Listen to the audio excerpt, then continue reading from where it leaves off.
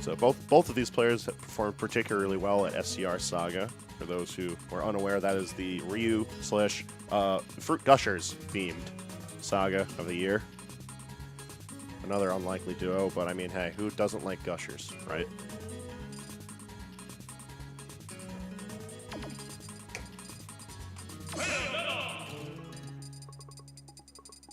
And we see, I believe that's Locus opting for his Bayonetta, and Jen going for the Ryu. So we've got the Bayonetta Ryu combo. Against Shulk and Cloud, I'm assuming. I don't think Ippo actually plays any other characters.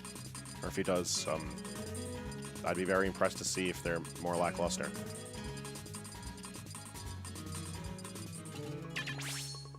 Please don't say Yoshi. Don't do this to yourself.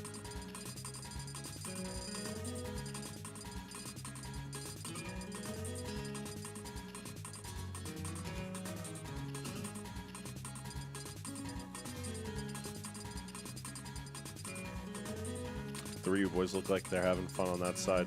So it's worth noting that Locus is playing his Bayonetta. So to my knowledge, this is a secondary that he's been looking to grind as a matter of covering for Ryu's weaknesses.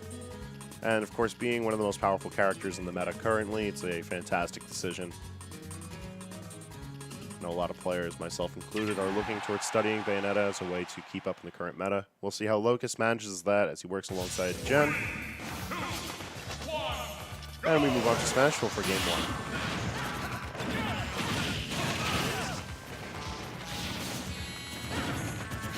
And the pressure immediately begins on Blue Team.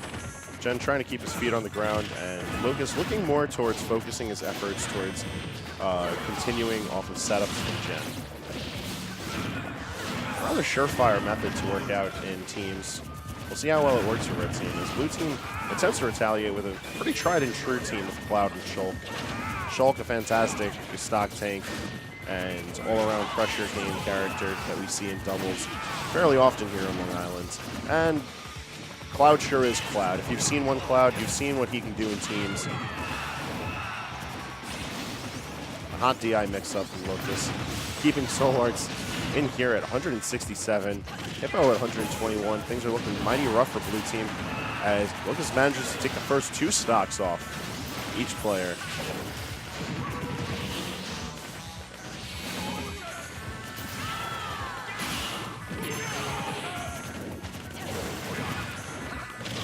Ippo back with his limit charged. It's a matter of how well he's going to be able to use it. It's a very dynamic matchup we have ahead of us. And he's not really able to do much with the cross slash, so he's going to have to go in and charge it again. SoulArts switching to his smash art, seeing if he could finally take that stock off of Jen, but he's going to have to get through Locus first to do it.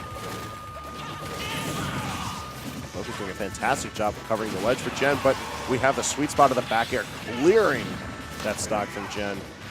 And we're here in Buster Art. It's going to be very dangerous for SoulArts. I don't particularly agree with this art, especially against these 2 characters.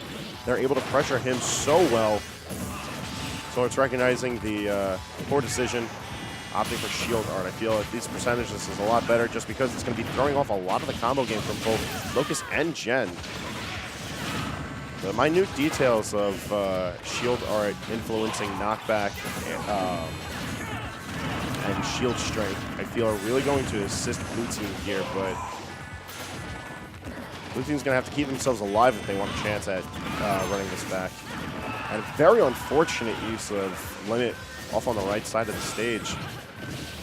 Ippo going to charge and then just opting to blade beam off into the distance. He's going to have to be a lot more careful about how he utilizes limit if he's going to try to bring things back, but I'm going to have to look for that in game 2, as we already see he's lost his final stock, and Locus and Jen are just bullying SoulArts to high heaven. SoulArts not looking out of it just yet, figuring out what he can do in this situation, but it looks like the answer is just get bodied.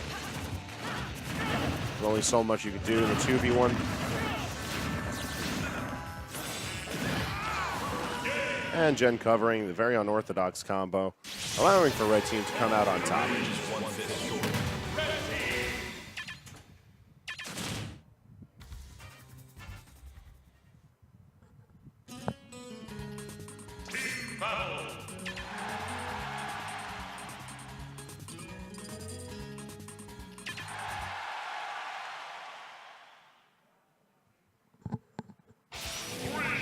Game 2 is going to be bringing us to Final Destination. I feel like this is a pretty vanilla pick when fighting off against Bayonetta, just because you're minimizing the amount of space that she has to mix up her landings, forcing more of a ledge game.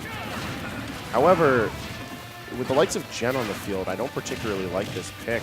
While well-intended, Jen performs well with or without platforms. It's really his strong sense of neutral and a fair understanding of his Ryu that allows him to perform as well as he does here in New York. And we see that already as taking an early stock off of SoulArts. And more notable than taking the first stock off of Ippo, considering that SoulArts' role is supposed to be that of the stock tank. So if he's getting pressured that easily before Ippo can even present a match to Red Team, it's looking a little rough. Speaking of Red Team moving, guns and fists blazing, as Locus is trying to put out pressure onto Blue Team by comboing them left and right, picking off on hits wherever Jen allows.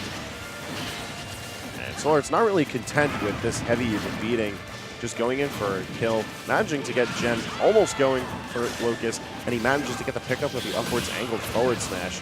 Moving into Buster Art. Once again, I don't agree with this. Damage is going to be racking up incredibly well in favor of Red Team, and some sort of offstage situation, leaving Ippo at his last stock already. Only a minute and a half into this game, and it's already been a bloodbath. Mistiming the forward air, Ippo just gets eaten alive during these combos. And SoulArts trying to intercept to save his teammate, and unfortunately puts him in harm's way. Now sitting at the last stocks of their team. Our team just has handoffs on handoffs on handoffs, constantly extending the damage that could build up from any one combo. And whether unplanned or not, a very unusual pickoff for Blue Team, managing to finally take some of the pressure off of Jen.